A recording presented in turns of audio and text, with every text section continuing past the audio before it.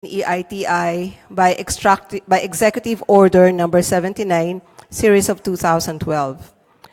The PHEITI itself was created by Executive Order number 147 in 2013, and the country was admitted as a candidate EITI candidate country in May of 2013. Now, what is EO 79 again? Its very long title is Institutionalizing and Implementing Reforms in the Philippine Mining Sector, Providing Policies and Guidelines to Ensure Environmental Protection and Responsible Mining in the Utilization of Mineral Resources. Okay. Now, what are the basics? We call it the 5 Ps of PHEITI. It's people, purpose, process, products, and performance. First, people. Who comprise the multi-stakeholder group, or the MSG? For government, there's the Department of Finance, which chairs this group, the DENR, the DOE, DILG, and ULAP. For industry, we have the Chamber of Mines and the Petroleum Association of the Philippines. Civil society is represented by Bantay Kita, or the PWP, Publish What You Pay Philippines. The Secretariat of the PHEITI is lodged at the DOF. So these are our stakeholders: national government agencies, local governments, extractive companies, CSOs, NGOs, indigenous peoples, media, development partners, and the general public. What's the purpose of EITI? We have 5 objectives. 1, show direct and indirect contribution of extractives in the economy, or to the economy. 2, increase public understanding of the management of natural resources and public accessibility of data. 3, strengthen national resource management and strengthen government systems. 4, create opportunities for dialogue and constructive engagement in natural resource management in order to build trust and reduce conflict among stakeholders. And 5, pursue and strengthen the contribution of the extractive industries to sustainable development. By the way, these 5 objectives were developed by the multi-stakeholder group, the tripartite multi-stakeholder group. Now, let me take you to the process.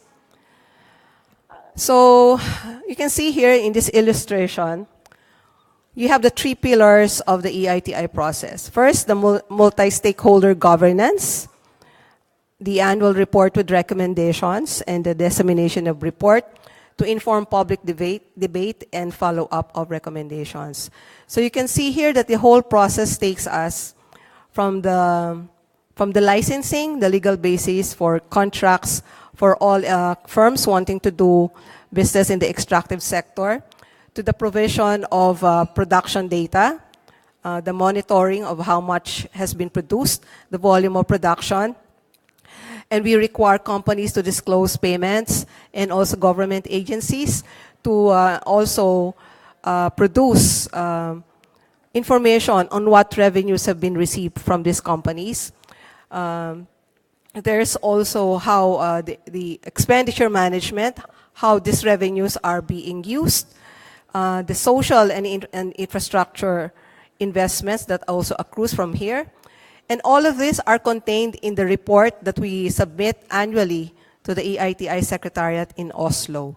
So every year we need to submit this. The last that we submitted, the 4th country report, was submitted on time on December 31, 2017. The findings are communicated to the public through our website and also through public consultations. Now, what are the products of EITI? First, there's the annual country report. It includes data as well as recommendations.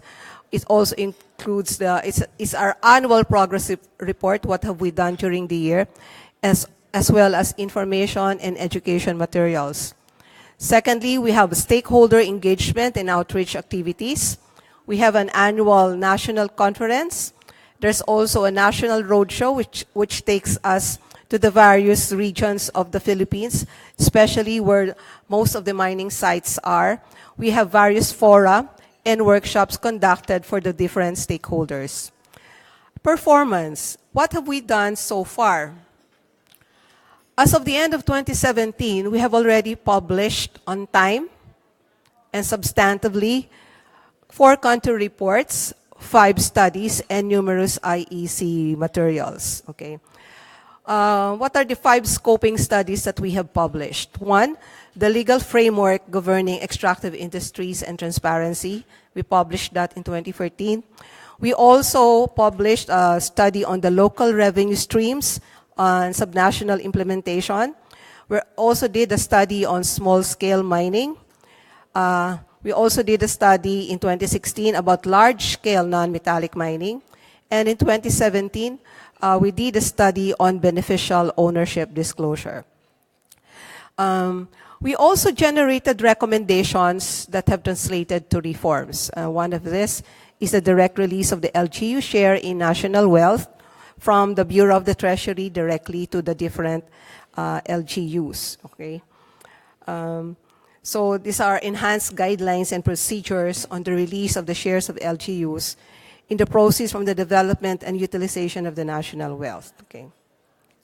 There's also the inclusion of environment and natural resources data in the electronic statement of receipts and expenditure systems for local treasuries. We also developed a monitoring tool for the National Commission on Indigenous Peoples. And hopefully they will be using it much more. EITI performance among our accomplishments.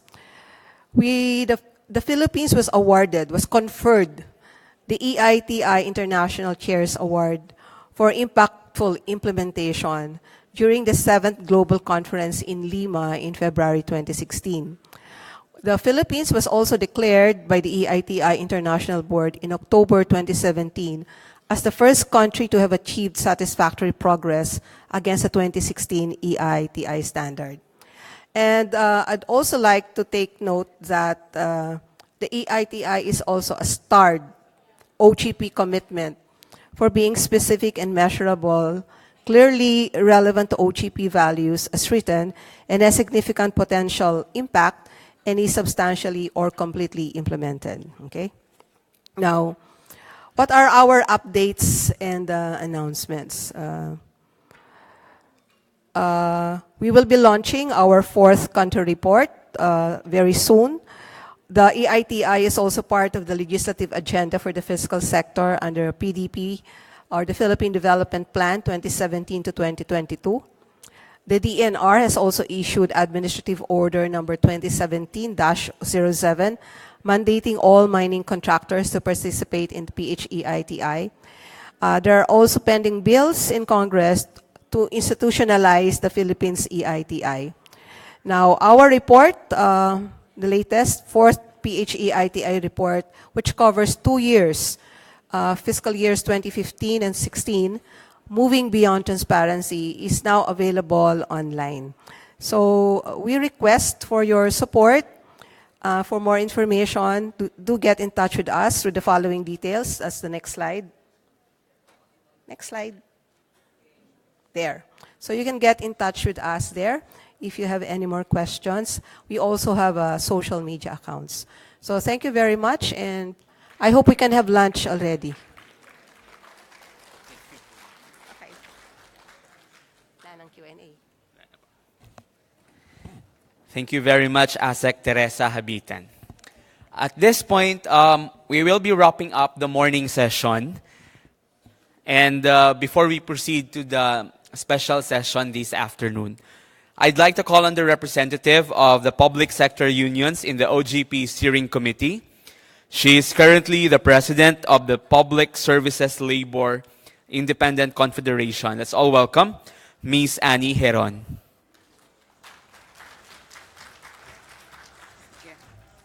Maraming salamat, Christian. Magandang tanghali po sa ating lahat. Ako po ay naatasang magbigay ng synthesis o paglalagom at ipinapangako ko po sa inyo nang hindi magiging hadlang sa pananghalian ang aking gagawing synthesis. At lalo po na gusto kong sabihin na hindi ko tatangkain na ipaloob dito sa maikling paglalagom yung napakayaman, napakalawak, at pati na yung emosyon doon sa nangyaring dialogo magmula pa po kahapon. So I'm very privileged to provide the synthesis for our two-day dialogue. With the Open Government Partnership and Participatory Governance Cluster as framework for good governance, we discussed the various government programs that espouse transparency, accountability, and citizens' participation.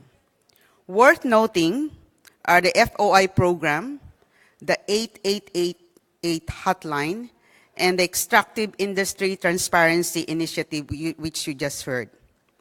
I note the collective call of the participants, the importance to localize this good governance initiative. But I'd like to mention that in the breakout session involving participants from Region 6, there is very, very clear opposition to localize 888.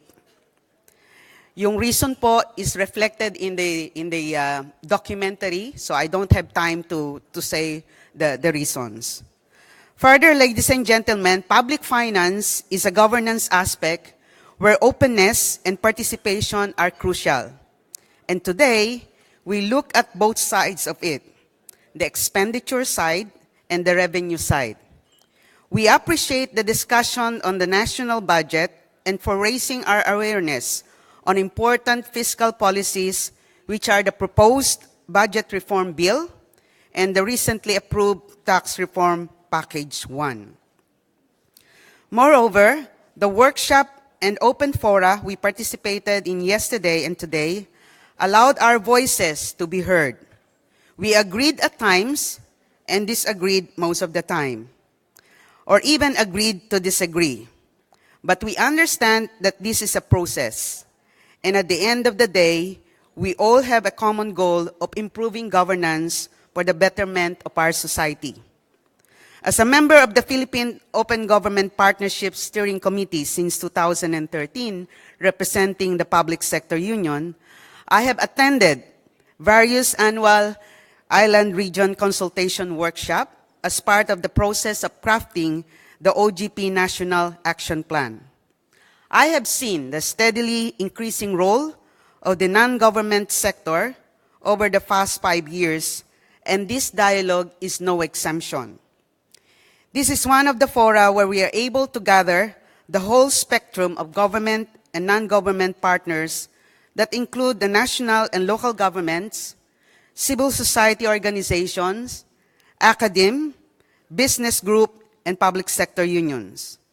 Our diversity makes the OGP and Participatory Governance Cluster a unique platform for partnership, which I hope will not end within the whole of SMX Bacolod. In behalf of the Philippine OGP Steering Committee, let me thank everyone for the participation. To our hard-working organizers from the Department of Budget and Management, DILG, Department of Finance, PCOO, OCS, Code NGO, PCCI, and Galing Pook, we salute you. I hope you get to rest before the second dialogue in General Santos City next week. We also acknowledge the funding support from the DILG and the USAID facilitating public investment project. We still have a long day today. Some of us will stay here at SMX for a special session in the afternoon, while some will already be traveling home. But whatever will be our remaining tasks at hand, I hope the learning we acquired and partnership we forged in this dialogue will enhance our advocacy and development work in our own areas.